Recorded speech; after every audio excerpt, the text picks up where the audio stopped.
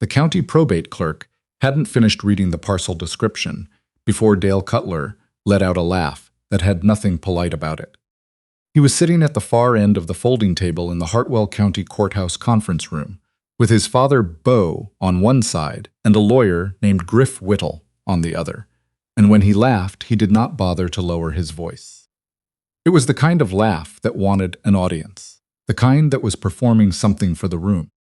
The parcel was 44 acres in the northern corner of the county. The last assessed value on record was $80 per acre, and that number was 8 years old and had never been accurate to begin with, because 44 acres of waterlogged ground choked with phragmites reeds, standing 12 feet high, is not the kind of land anyone assesses with much ambition. Nola Deane was 29 years old. She was sitting at the same table with her hands flat on the papers in front of her, and she did not look at Dale when he laughed. She kept her eyes on the clerk. "That's the Harrison Swamp," Dale said, to the room and to no one in particular, in the way people speak when they want credit for a joke everyone else already understood. Uncle Roy let that go 40 years ago. You can't walk into it without hip waders and a bad attitude. No one laughed with him. That wasn't quite the same as silence, but it was close enough. Nola said she'd take it. The clerk asked if she was certain. The lawyer looked at her over his reading glasses. Beau Cutler, who had inherited the house and the truck and the savings account and the good furniture, shifted in his seat with the discomfort of a man trying to decide whether to say something or stay out of it. He stayed out of it. "I'm certain," Nola said. If you've ever seen someone make a decision that looked completely senseless from the outside and wondered whether maybe, just maybe, they were working from something everyone else had overlooked, stay right here. This story is going to stay with you. If you're new to the Western Ironwood channel, hit subscribe and turn on your notifications before we go any further. We tell stories here that don't let go of you, and I promise you don't want to miss what's coming. Drop a comment below and tell me what city or state you're watching from. I want to see how far this one travels. Now, back to that conference room. She signed where the clerk pointed and walked out into the October morning with a deed to 44 acres of the most unwanted land in Hartwell County and approximately $230 left in her checking account after covering the back tax balance. She had not eaten breakfast. She had driven 40 minutes in a car with a passenger window that wouldn't seal all the way. The wind coming off the interstate had been cold. She did not feel sorry for herself, exactly. She had spent 4 years caring for her father through the final stretch of his illness, had left her third year of a wildlife biology program at the State University to do it, and had developed during those years a specific practical relationship with difficult circumstances. Not quite acceptance, but something close to fluency in them. 4 years of hospice nursing will do that. What it takes from you in softness, it replaces with a kind of clarity. What she had instead of self-pity was a piece of information she'd been carrying for 6 years. Ever since her second year of coursework under a professor named Dr. Agnes Holst, a woman of 70-something who ran a small wetland restoration operation on leased land 2 counties over, and who taught field biology the way some people teach carpentry, by doing it directly in front of you and expecting you to keep up.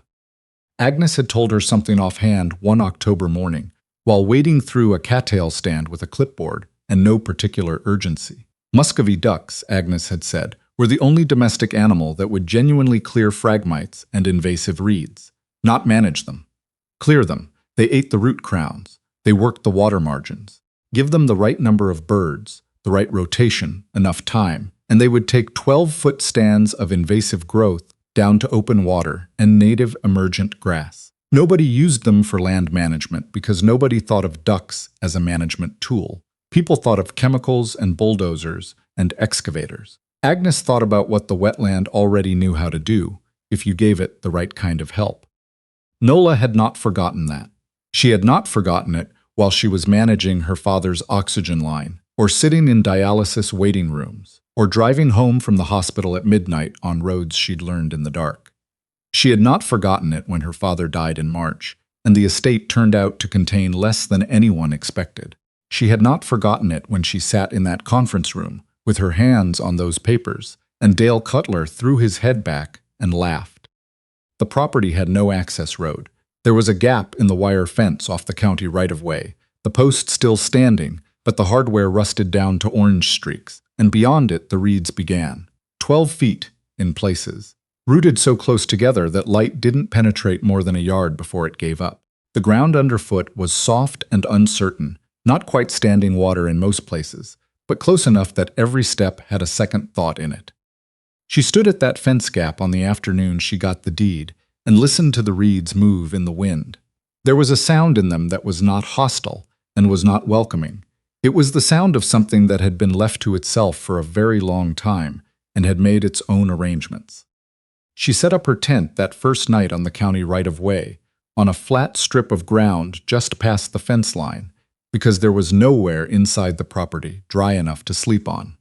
She lay in it and listened to the reeds and looked at the green nylon ceiling in the dark and did not let herself think about the full scale of what she'd agreed to. In the morning she called Dr. Agnes Holst. Agnes answered on the third ring. Nola told her where she was and what she had. "How much of it is reeds?" Agnes said. "Most of it, maybe 8 or 10 acres of open water in the center. Phragmites and cattail and willow scrub around the edges. The reeds are the dominant issue. Year-round water. The county plat shows a spring somewhere in the north section. I haven't reached it." Agnes went quiet in the particular way that meant she was thinking and not to interrupt it. Then, "I've got 16 Muscovies right now, good stock. My lease on the restoration parcel is up in January, and the landowner wants to put in a gravel operation." A pause. "I've been trying to figure out what to do with them." Nola felt something shift in her chest that she kept to herself. "What would you need from me?" "I'd need to know you understand rotational management and that you've got a way to fence the sections." "I understand the rotation. Fencing is my next problem."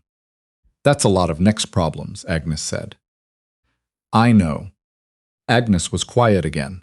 Then, "There's a man in your county, semi-retired surveyor, name of Weston Farr. He surveyed most of that northern section in the 80s and 90s before the county consolidated the plat maps. He knows that ground the way you know the back of your hand after you've cut it a few times. White House on Route 12, red barn, 2 horses in the front pasture." Another pause. "I'll come out in 2 weeks to look at the property. I'm not making any promises, but I'll come look." Weston Farr answered the door in work clothes that had seen several decades of actual work. He looked at Nola for a moment, then at the deed she was holding, then at her right hand, which had a strip of cloth wrapped around the palm where a length of rusted fence wire had opened a cut 2 days earlier. "You've already been in it," he said. "Every day since I got the deed." He held the screen door open. His kitchen smelled like coffee and wood smoke and the faint mineral smell of old maps, and there were USGS topo sheets pinned to the wall above his table, with the Harrison property outlined in pencil, which told her things about Weston Farr before she'd said 10 words to him. He poured 2 cups of coffee without asking if she wanted one and sat down across the table. "I surveyed that parcel in '89, he said. "The Harrison family ran cattle on the higher ground before the creek shifted course in the 70s and started flooding the north end. After that, they stopped maintaining the field drainage, and the reeds came in one season at a time." He turned his mug in his hands. "What's your plan?" She told him all of it.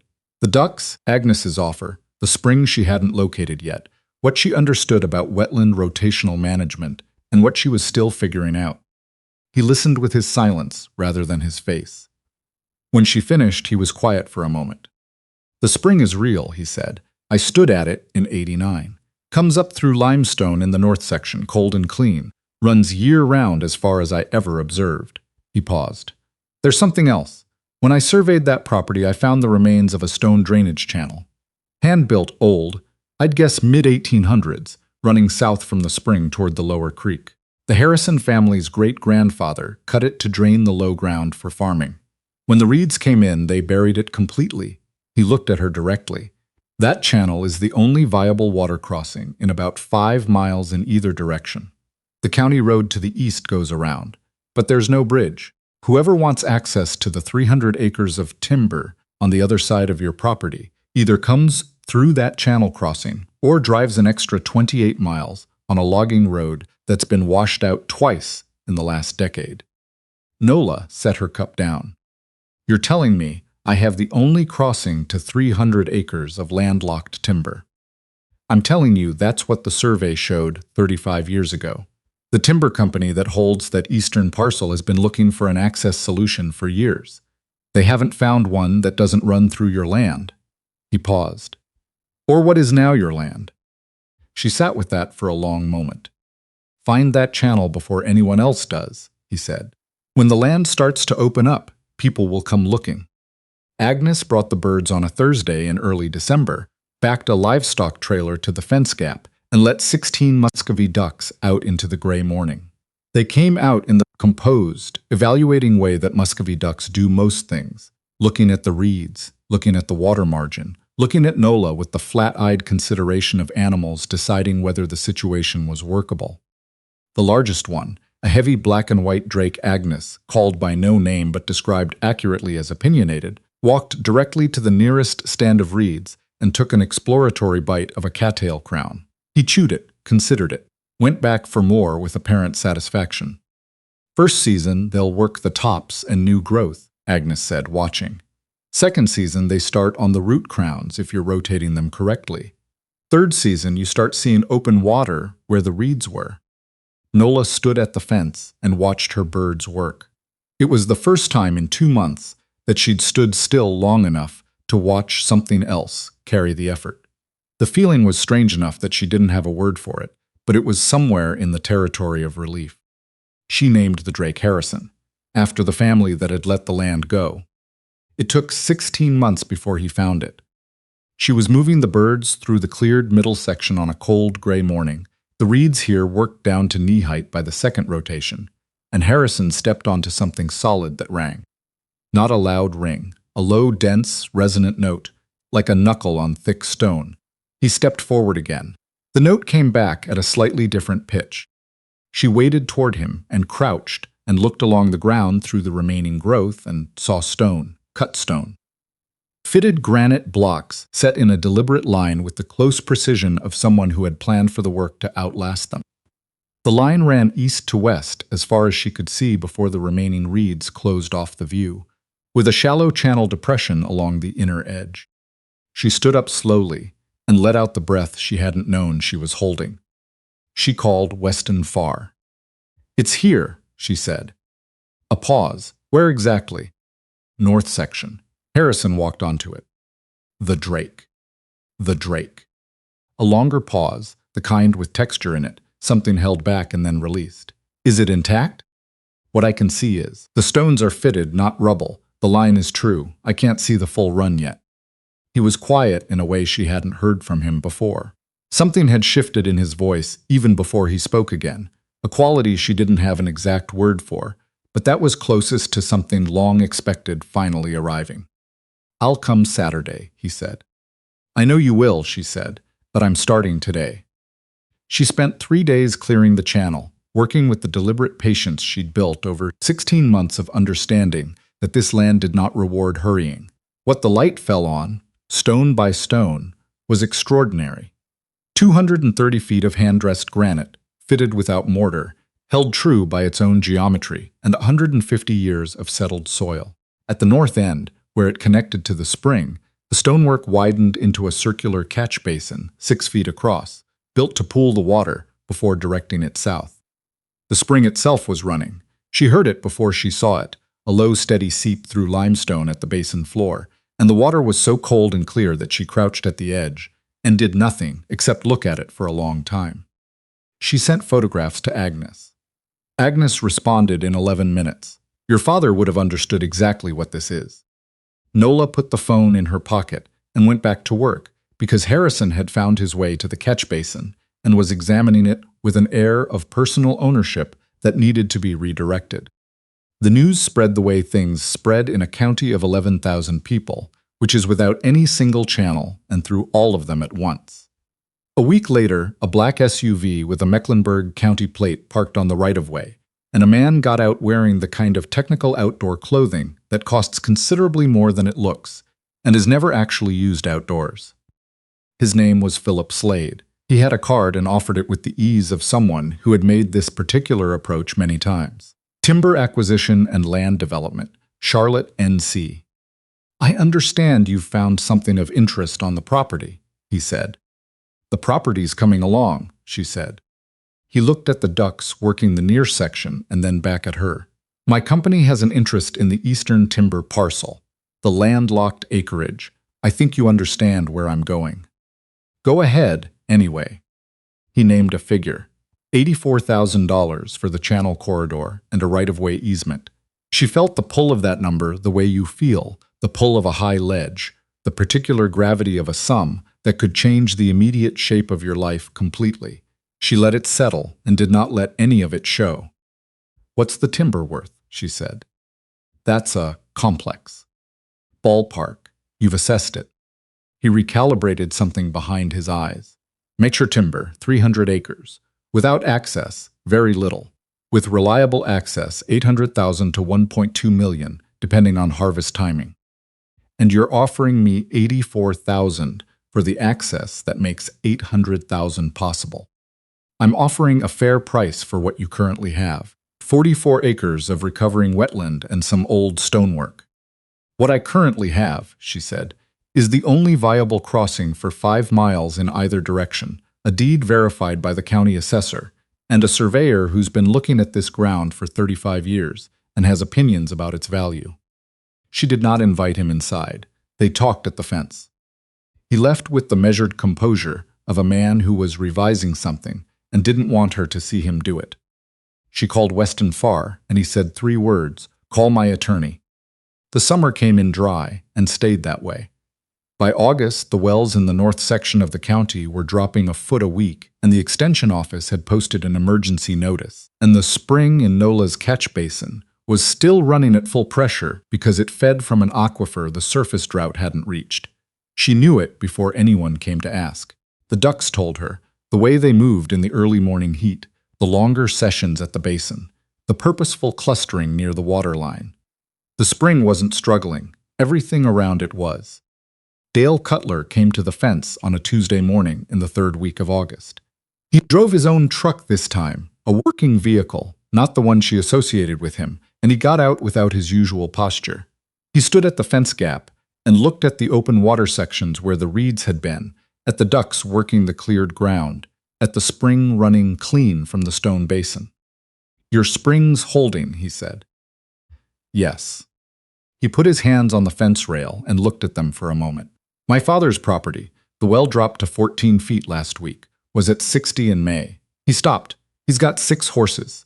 No water source that'll last 3 more weeks at current draw. She waited. I know what I said at the estate meeting, Dale said. It did not come out smooth. It came out the way things come out when they've been carried too long and finally set down. I know how I said it. Yes, she said, you do. He took that without arguing it. She looked at the catch basin. She ran the numbers in her head the way she ran all her numbers, constantly, and usually while doing something else. They were tight. Tell your father to call me tonight, she said. We'll work out a schedule. Dale looked at her with an expression she hadn't seen from him before. Something in it was doing the slow work of reassessment. Thank you, he said. The words came out rough. Keep the horses alive, she said. That's all it is. By the end of August, she was managing water access for 4 operations in the north section. She was sleeping in 5-hour stretches. She was running on the particular kind of exhaustion that comes from sustained necessary attention, the kind she'd learned during her father's illness and had apparently not lost the capacity for. She did not complain about it. There was no one to complain to, and she had never been the complaining type, and she was too tired to maintain the performance of being fine, which is a different thing from actually being fine, but takes considerably less energy. The rain came back on a Sunday in late September, hard and without ceremony, and she was at the catch basin when the first drops hit. She stood in it for a moment, with her face up before she remembered the channel joints she'd need to cover, before the water pressure shifted, and she ran. She spent the first hour of the rain working. When she finally went inside and pulled off her boots and sat on the edge of her cot, the full weight of what had just ended settled onto her all at once. Outside she could hear the ducks in the near section, making sounds different from their usual sounds. Harrison's voice was distinct above all of them, as it always was, commenting on the change the way animals comment on anything that matters. She sat there for a while. Then she got up and made coffee and went back to check the troughs, because there were always troughs to check. Philip Slade made his third visit 10 days after the rain returned. He drove more slowly down the track. He met her at the channel basin, where she'd told him to come, and he looked at the open water where there had been reeds, at the spring running in the catch basin, at the fitted stonework she'd cleared and documented and had formally assessed by the county. "I heard about the summer," he said. 4 properties. 5, she said. There was a family on the North Road in August. They didn't have a farm operation. They just needed water. He was quiet for a moment. The careful neutrality was still in his face, but something behind it was different. Reconsideration, maybe. Or something adjacent to it. "I'm not here to make another offer," he said. She waited. The previous offer was calibrated to the drought conditions. That wasn't right. He paused and looked at the water in the basin. "I'd like to discuss a legitimate easement arrangement, not a purchase. Negotiated at a rate that reflects what the access is actually worth to my project, assessed independently. Your attorney in Albemarle would need to be part of that conversation." "She would," Nola said. "I assumed as much." The corner of his mouth moved slightly. He put his hand out. She shook it. It was not forgiveness, and it was not friendship. It was 2 people acknowledging that a situation had changed into something workable. She thought that was enough to proceed on. Weston came the following Saturday, with a jar of sourwood honey from 2 hives he kept behind his barn, set it on her table without explanation, and sat down with his coffee. "The attorney called me," he said, "about the easement terms." "What did she say?" $17,000 annually, indexed to inflation, renewable at 5-year intervals. Slade's covering the cost of the historic assessment on the Stone Channel. It'll likely receive a county heritage designation. He paused. The county assessor's office also sent a revised parcel valuation. New figure is $920 per acre, based on the documented water resource, the historic structure, and the established restoration record. She did the arithmetic without paper. 44 acres. She sat with that for a long time. She thought about her father, not the grief of it, which had become something she carried rather than something she was lost inside, but the specific memory of him kneeling at the edge of a marsh on someone else's land when she was 11, pointing to where a great blue heron stood absolutely still in moving water, and saying something she hadn't understood until now. It knows the water better than the water knows itself. She had not known what the land was when she took it. She had known one practical thing about ducks and reeds, carried it when everyone else was laughing, and the land had taught her the rest. That was the whole accounting when she stripped it down. Agnes came back in November with her daughter Lane, who did wetland habitat consulting and who walked every cleared section of the property without saying much, which Agnes explained afterward meant she found it significant. At the stone catch basin, Agnes put her hand on the fitted granite lip of the structure and held it there. "Your father would have understood exactly what this is," she said. "You texted me that same line," Nola said. "I know I did," Agnes said. "I'm saying it again because it's still true." They stood at the basin in the November cold, the spring running underneath them, Harrison working the open water 30 yards behind them, the eastern timberland visible now through the cleared ground where 16 months of ducks had opened up what decades of reeds had closed. Somewhere in that direction, 300 acres of landlocked forest that had been inaccessible for 2 decades was about to become reachable, and the stone channel that made it possible belonged to her. And she had paid for it with $230, and the one practical thing she had chosen not to forget. She went back to work. There were always more reeds.